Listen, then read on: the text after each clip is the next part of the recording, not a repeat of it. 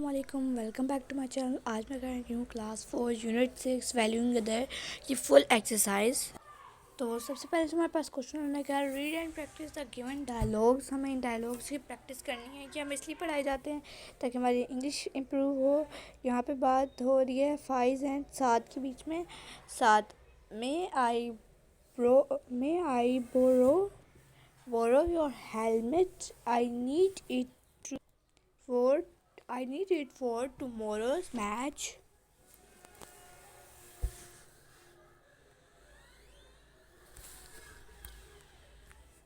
It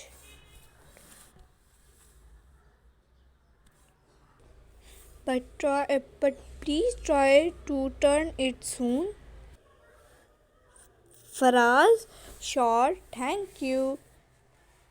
अब आगे भी हमारे पास डायलॉग्स हैं, पर वो हैं अस्मा और समरा के बीच में बात हो रही है। अस्मा, could you please help me complete my new painting? Samra, yes, sure, but I think you should try it yourself. Asma, you are right, I should try it at last once. Simra, I am sure you can do it. Asma, thank you. Now और next question है इस question answers. अब हमारे जो next question है ये हमें यहाँ पर क्वेश्चन आंसर्स ये हम वो करने हैं। सबसे पहले हम क्वेश्चंस पढ़ लेते हैं। Why was Saad sitting sad, जो साद था वो इतना उदास क्यों बैठा हुआ था। Why did Faraz leave the school, explain in a few sentence. कि फराज जो था उसने स्कूल क्यों छोड़ दिया, इसको अपने अल्फाज में एक्सप्लेन करें। अब नेक्स्ट है हाउ डिड फराज ट्रीट साद, जो फराज था उसने साद को कैसे ट्रीट किया। जो साद था उसने फराज को किस तरह ट्रीट किया। अब इसके मैं आपको आंसर्स देती हूँ। क्वेश्चन है why was Saad sitting sad. इसका आंसर है Saad was sitting sad because he had made fun of Faraz. Saad क्यों सैड बैठा हुआ था। इसका आंसर है कि साद इसलिए सैड बैठा था क्योंकि उसने जो फराज था उसका मजाक उड़ाया था।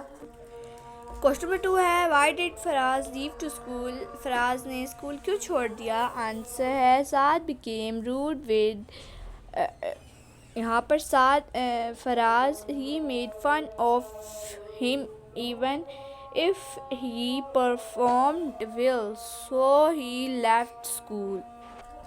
नेक्स्ट क्वेश्चन है how did Faraz treat Saad, के जो साद था उसको फराज किस तरह ट्रीट करता था।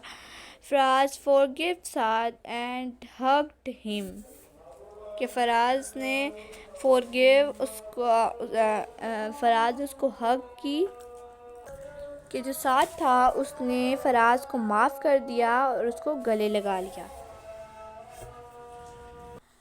तो क्वेश्चन आंसर्स जो हैं हमने वो कर लिए हैं। अब हम आ रहे हैं अपने नेक्स्ट की तरफ।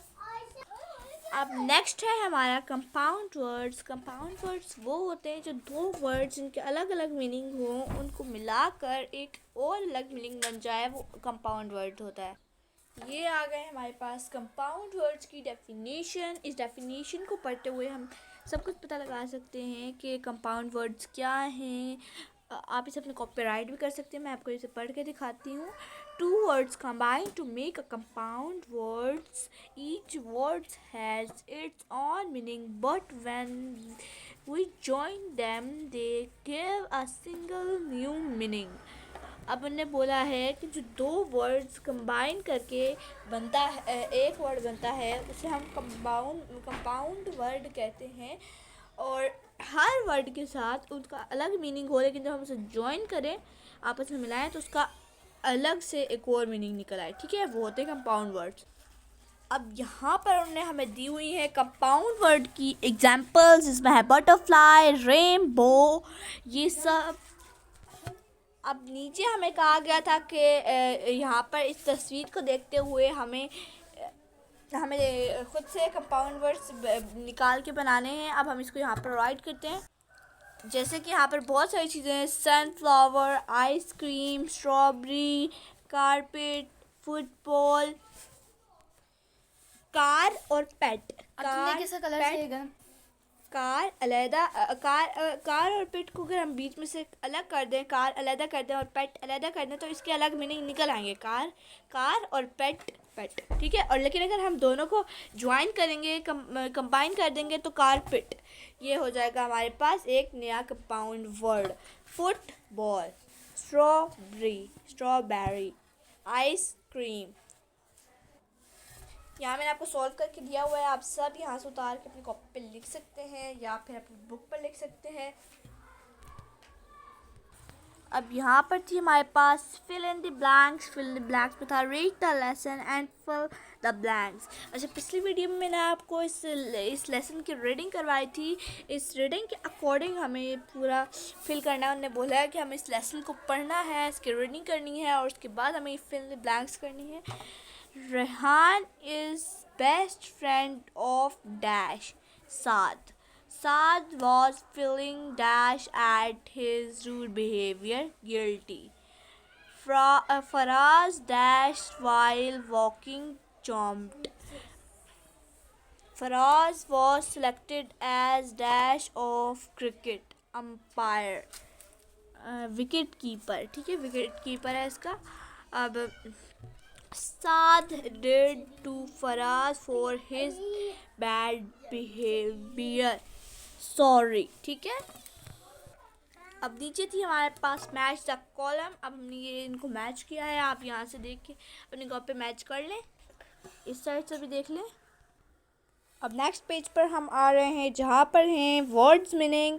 उन्हें बोला है read the given words and right there meanings. अब हमें इन वर्ड्स को रीड करके इनके मीनिंग्स लिखने हैं। यहाँ पे ऑलरेडी हमें लिख के दिए हुए हैं। Rude, showing lack of respect, disappeared, unhappy, apologize to say sorry, gloomy, sad, guilty, feeling bad या फिर फीलिंग अशेम्ड।